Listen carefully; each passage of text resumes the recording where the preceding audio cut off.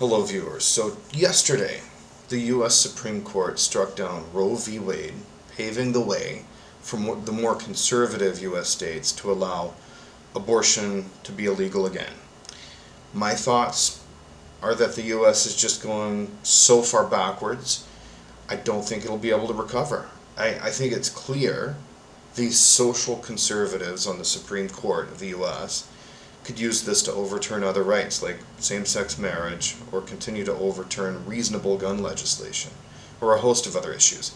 The dangers of this decision extend far beyond abortion, and it is clear that the Supreme Court judges are just political, and we need to install as many non-conservative judges to correct this problem as possible.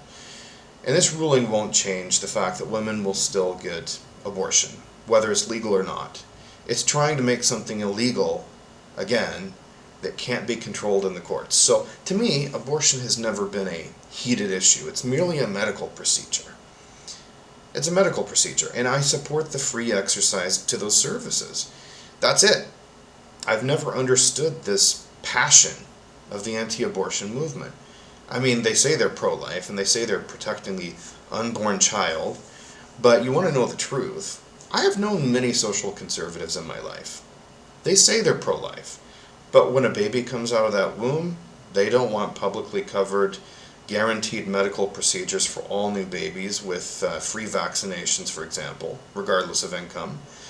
When it comes to reduced lunches and nutrition programs for babies as well, and to give poor kids in school much needed nutrition. They're against that. They vote against that. Their number one priority is low taxes. They aren't pro-life.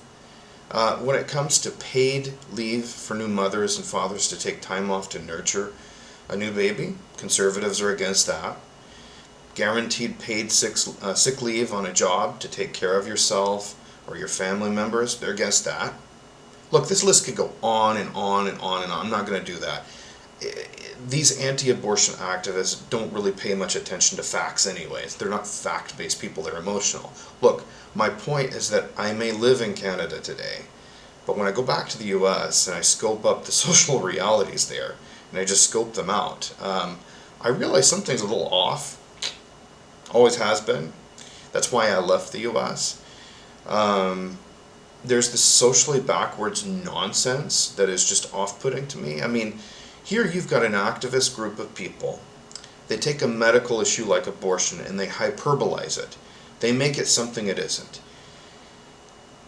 It is like looking at a heart procedure somebody's about to get and getting emotional over it and saying you're against that procedure because it's not natural and it's not part of God's will.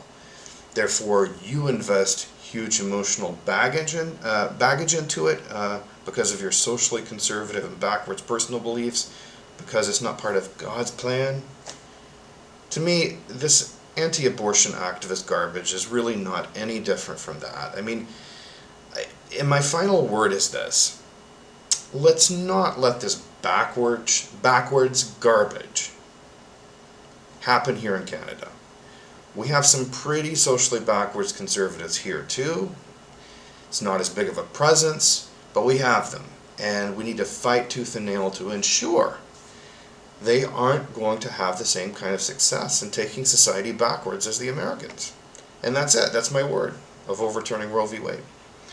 Thank you for watching.